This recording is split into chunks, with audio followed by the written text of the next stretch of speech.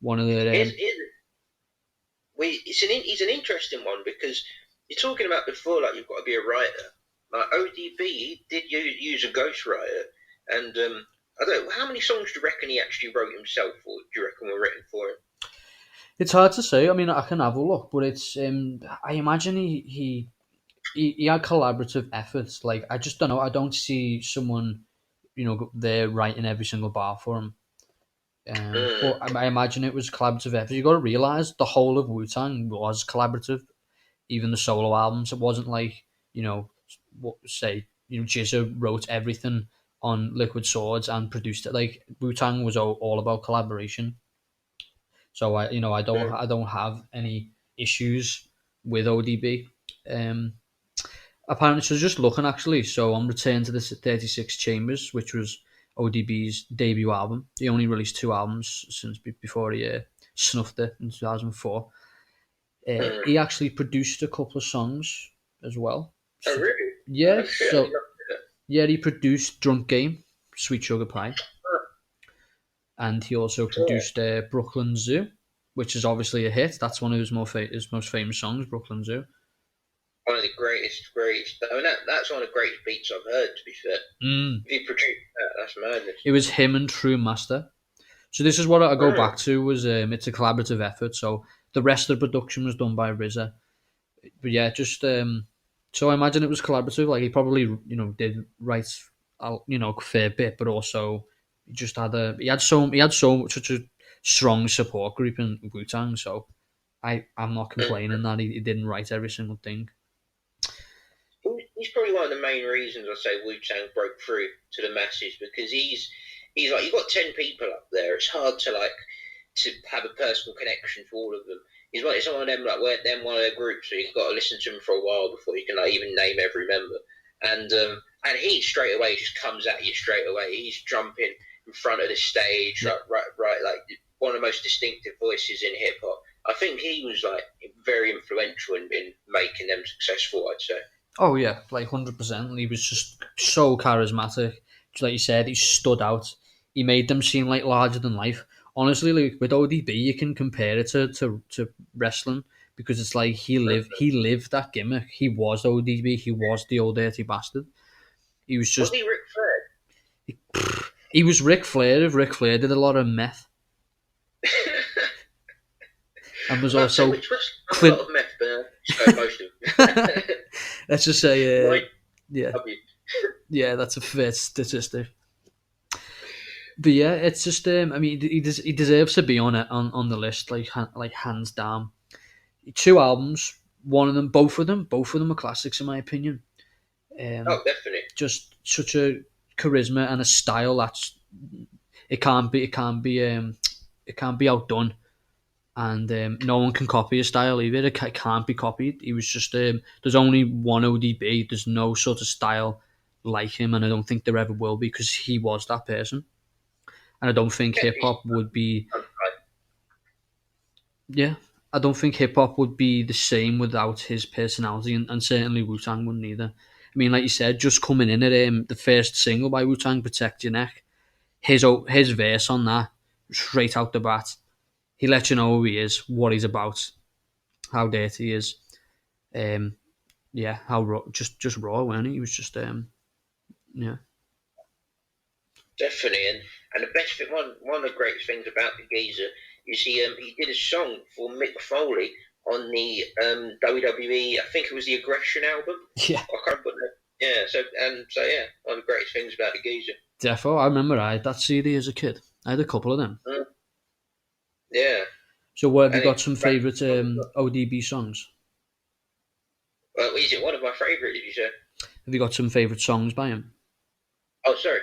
Yeah, so obviously like Brooklyn Zoo, as you mentioned, like you got to put Shimmy Shimmy Ya on there. You got to put you got to put some of his Wu Tang stuff on there. You know, Clad in the Front, Shame on an N word. I'm trying to think some of his actual solo stuff at this moment in time. It's been a while. But what about yourself? Yeah, so you got your money. That was a that's the thing Money, yeah. about ODB. Yeah, if he would have lived longer, he would have been the most famous and he had his shit together as well. He would have been the most famous, most commercially viable from Wu Tang, because he had two Really? albums, yeah, and on both of those albums he had massive smash hits. So "Got Your Money" with Khalees, everyone Well, knows that. "Shimmy yeah. Shimmy Ya," that's another classic banger that gets played in clubs to this day. If he had his shit together and he lived longer, I really think he would have been like the biggest in Wu Tang. But unfortunately, he was just off his head. He loved snorting too many lines. Ended up in an insane asylum and OD'd at 36. Rest in peace. And I've got to say, Wuha as well. That's one of the greatest tunes I've heard. Like, incredible. Yeah. Where would you rank him in terms of your favourite rappers from Wu Tang? Oh, from Wu Tang. Um, See, the thing is, because he didn't write his own stuff, if you were to ask me that question, rappers, I'd put him bottom. But if you say favourite members in general, I'd put him. I'd put him maybe just below. I'd put him second, maybe level pegging with Jizza. Actually, no, just below Jizza. Yeah. Then again, RZA because of the producing. I put him. I put him third. I put him third, maybe. Yeah. Yeah. What about yourself? Can't argue with that. But that's the thing. I mean, I've got so many more Wu Tang members on Oh this yeah, I was about list going yeah. ahead, We'll get to it. Yeah. which we'll get to. But if you're asking me, I don't know, who had the best personality, who stuck out the most, and probably who had the most potential, it would be ODB. Definitely. I'll tell you something else about ODB. Is he had some of the greatest skits of any hip hop artist. His skits were Mm. hilarious. It's just that voice, isn't it? Ah, that's more of a memoir, that isn't it? It is that's going to be like that's more of an erotic comic, maybe an erotic fan fiction. I'd say. Yeah. Yeah. So at 46, we got Busta Rhymes. Oh, linking back to ODB. Um, yeah, he's another one. Iconic voice, just stands out, jumps on the track. Yeah. Yeah, absolutely. Another one that's sort of a style that can't be replicated, I think.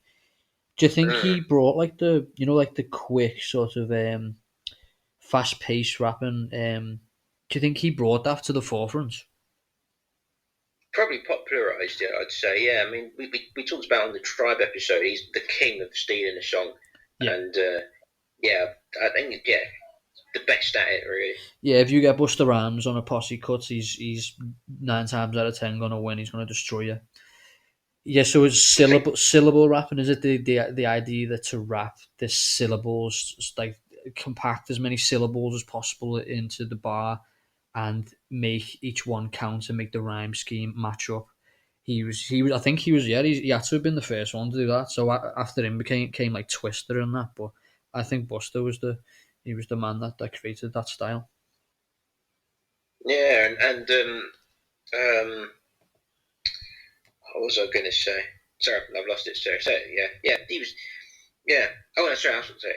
The thing about Buster Rhymes as well is that there's two like eras of Buster Rhymes. There was the early Buster Rhymes, where he's the weird kind of guy wearing like the big hats and stuff, Mm. and then there's the old Buster Rhymes, the hench Buster Rhymes.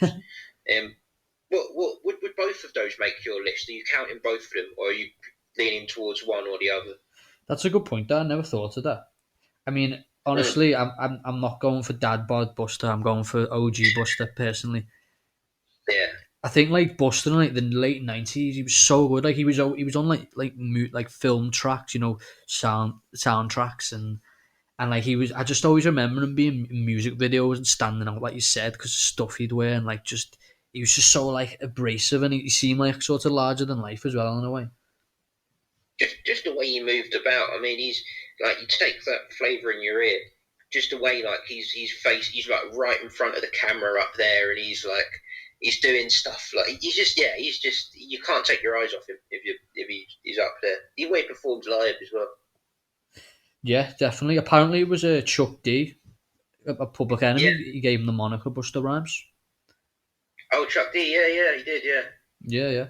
So yeah, he's been out there. I mean, I think everyone's heard of Buster. He's had a lot of famous features as well, hasn't he? Could be one of the things he's most famous for is probably his features and just always killing it on a feature.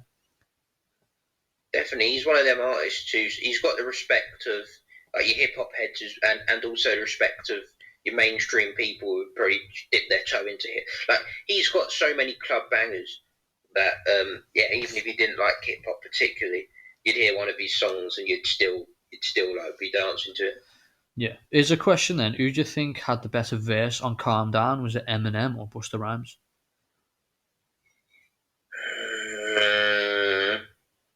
It's got to be Eminem, just because yeah, it's got to be Eminem. You think Just because so? like right at the end where he has that callback to Stan and everything, and like Mm. yeah, it's got to be Eminem. What would you reckon? Yeah, no, I think I agree, but it is definitely hard. Yeah, Mm. if you want to check out that song, if you're just into sort of wordplay and lyrical and lyrics just banging your head, mashing your head, and just thinking what, and just basically fast paced rapping, just being impressed by that style of it, like the the rapidy rap as they call it. Definitely got to get And check that song out. and the stamina as well, just to Yeah, go like, cause it was both of them did like 30 bars a piece, or probably longer than that. They were like rapping for like 3 minutes straight each. There's only one chorus in that song,